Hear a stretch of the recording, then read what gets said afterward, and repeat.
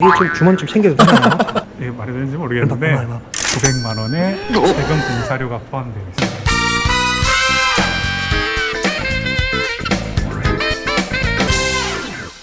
부산은행 박원영 대리님 그리고 정아영 대리님과 함께 서면 롯데호텔 부산에 왔습니다. 별이 5개 5스타. 감이 오기가 힘들죠. 내부의 직원분과 함께 만나서 호텔 내부도 한번 소개받아보고 그분들의 궁금증도 부산은행에서 해결해주는 시간을 가져보도록 하겠습니다. 네. 가시죠. 이제 호텔 내부로 들어왔고요. 진짜 다르네요. 오늘 뭐 놀러 온 것 같아요. 가슴이 설레기 시작해요. 네네. 오늘 막 숙박감 때리고 갈까요 우리? 숙박금 주나요? 숙박권 주시는지 이분한테 물어볼까요? 안녕하세요. 네, 지배인님이 우리를 기다리고 계시네요.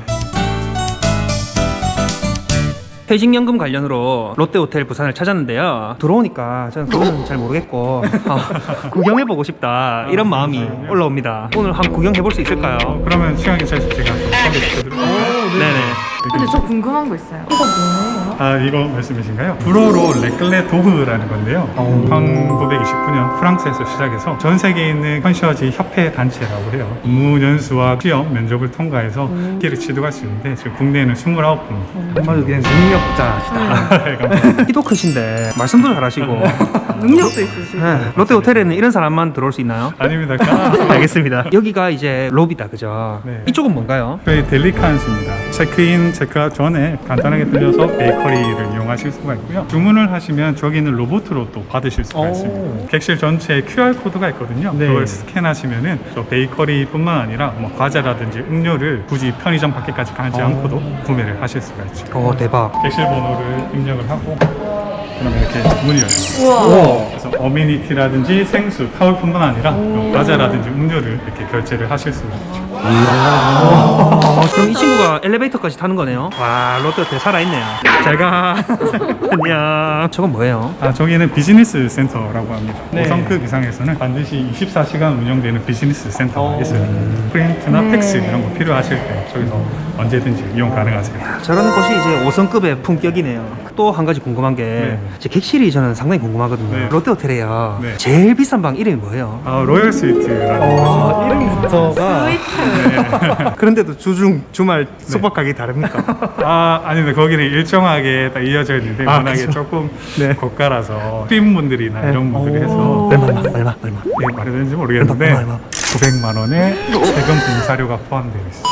900만. 혹시 볼 수 있어요? 아, 죄송합니다. 지금 드라마 촬영 중에 있어서 지금 객실 구경은 좀 어려워질 것 같아요. 아, 진짜 아쉽다. 그저 보고 싶은데 어떤 드라마예요? 몇 화예요? 집요하다. 추가 안내드리겠습니다. 오늘 촬영하러 왔는데 어디 대접받으러 온 기분 들어요. 네. 투숙하러 온 거. 네네. 롯데호텔 엘리베이터 아직 안 타보신 분들도 있을 텐데요. 이렇게 생겼습니다. 보시면 위에 이게 어디 유럽 온줄 아방가르드하네요. 보시겠습니다. 와, 여긴 어딘가요? 33층 클럽 라운지라는 곳입니다. 비즈니스 행사차 오신 분들이 별도의 공간에서 이 식사나 이런 거를 다 하실 수 있거든요. 애프터눈 티나 칵테일 서비스 무제한 이용 가능하세요. 무제한. 혹시 맥주도 무제한인가요? 우리도 다 무제한. 너무 멋있죠? 대박이다, 그죠? 여기가 이제 고객님들께서 애프터눈 티도 즐기시고 야간엔 또 술도 한 잔씩 하시고요. 해외에서 오시거나 다른 도시에서도 많이 오실 텐데 부산스러운 뷰가 이렇게 보이니까요. 그렇죠. 네, 너무 좋을 것 같아요. 여기가 이제 음식이 준비된 곳이네요. 가격 세팅이 되진 않았는데 터눈티 베이크라든지 다가류가 와, 너무 이쁘네요. 이런 거 이제 무제한으로 즐긴다는 말씀이시죠? 이거 좀 주머니 좀 챙겨도 되나요? 커피 머신까지. 뒤쪽은 네. 볼 기회가 없었는데 이렇게 주류가 또 준비되고 있네요. 언제든지 신속하게 체험할 수 있게 우리가 Q&A를 나눠볼 곳으로 도착했습니다. 이제 음식을 먹는 곳은 아니고 회의를 하거나 휴식할 수 있는 공간인데 여기도 한번 들어가 보시면요. 너무 이쁘다, 그죠? 아니, 여기 호텔은 역시 다르네요. 이게 유리창이 없는 것 같아요. 밤에 보시면 시민공원의 불빛이 되게 예쁘게 보이거든요. 현대 호텔이랑은 또 다른 매력들이 있는. 그러네요. 호텔 소개는 여기까지 해드리고요. 마침 퇴직연금 담당자님 오셨다고 해서 다른 분으로 안내해드리겠습니다. 반갑습니다. 안녕하십니까. 부산은행 직원과 함께 왔으니까요. 네. 궁금한 거 자유롭게 물어보시고 해결해 갈 수 있는 시간 됐으면 좋겠네요. 네, 우리가 롯데호텔 부산 클럽 라운지에 모였습니다. 부산은행 담당자분 그리고 롯데호텔 담당자분 함께 자리를 했는데요. 부산은행 입장에서는 롯데호텔이 이제 고객님이지 않습니까? VIP이시죠.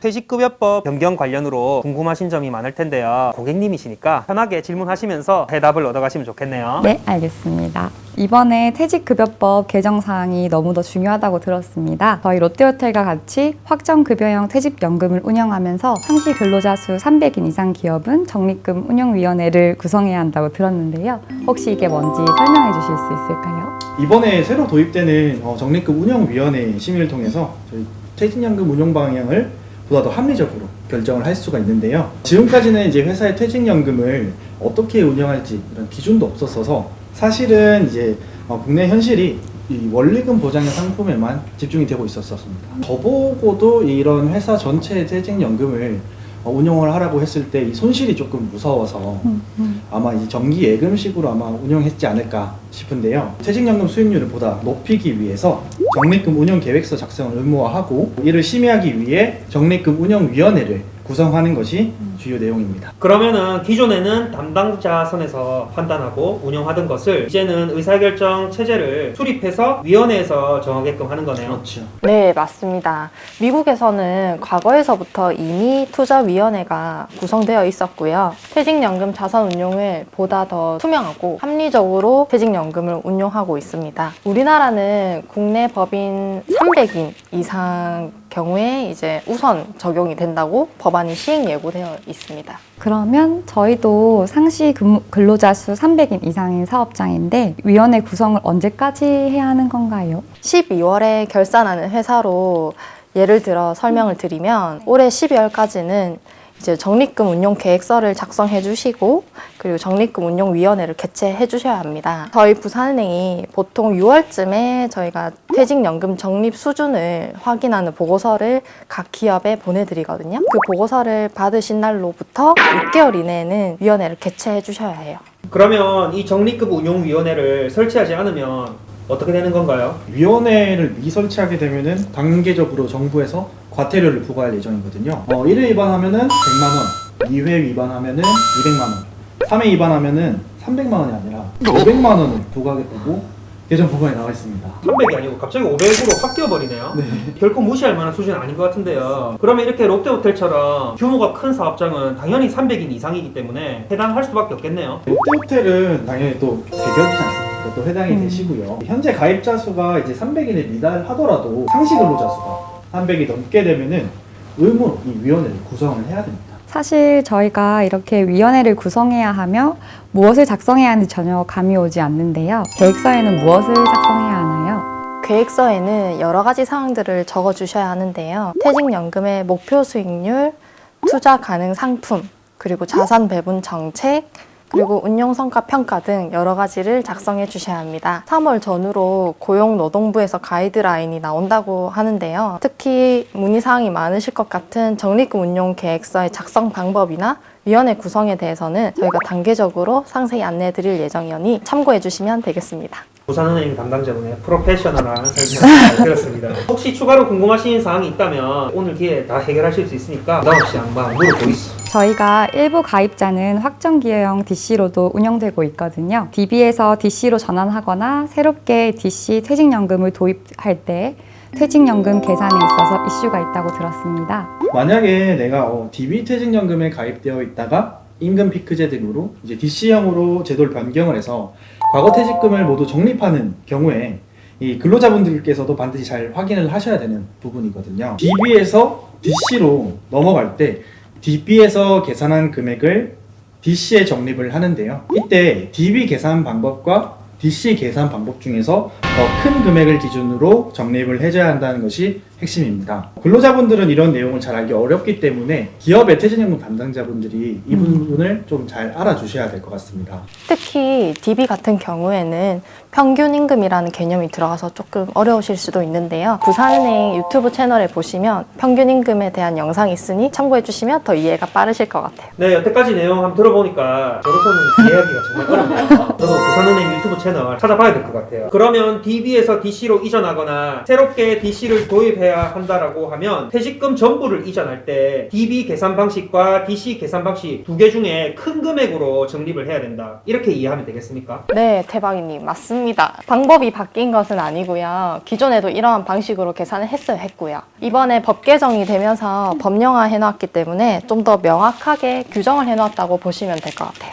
DC형 근로자 앞으로 퇴직연금을 납입할 때 궁금한 사항이 한 가지 더 있는데요. DC형은 근로자의 연간 임금 총액의 12분의 1을 매년 납입해야 되지 않습니까? 수습기간이거나 육아휴직 중인 근로자인 경우 이 기간에 지급한 금액을 기준으로 퇴직연금 납입 금액을 결정하는 건가요? 네, 아닙니다, 매니저님. 이 수습 기간과 육아 휴직 기간에는 연간 임금 총액이 낮아지지 않습니까? 연간 임금 총액의 12분의 1을 계산을 할 때 이 기간 중에 지급된 급여와 기간을 제외한다고 2022년 4월 법 개정 사항에 명시해 놨습니다. 덕분에 말씀 잘 들었습니다. DC형 운영에 많은 참고가 될 것 같습니다. 그럼 혹시 매니저님께서는 직원분들의 퇴직연금 적립을 제대로 하지 않는다면요, 과태료가 부과될 수 있다고 하는 내용을 들어보셨나요? 아니요. 처음 듣는데 제가 만약 제대로 적립하지 않는다고 하면 저희 회사에 과태료가 부과되는 건가요? 매니저님 많이 놀라셨죠? 이 과태료 부분은 저희 다른 거래처분들도 정말 많이 궁금해 하시는데 이 부분은 허찬 대리님과 심지은 대리님께 패스하도록 하겠습니다. 네, 알겠습니다. 퇴직급여법 개정 관련해서 부산을 대표하는 기업 첫 번째로 롯데호텔 부산을 찾아와서 이야기를 나누어 보았는데요. 이제 해운대로 넘어가서 두 번째 기업 IS동서에서 추가적인 얘기를 나눠보도록 하겠습니다. 지금까지 수고해 주셔서 감사합니다. 감사합니다.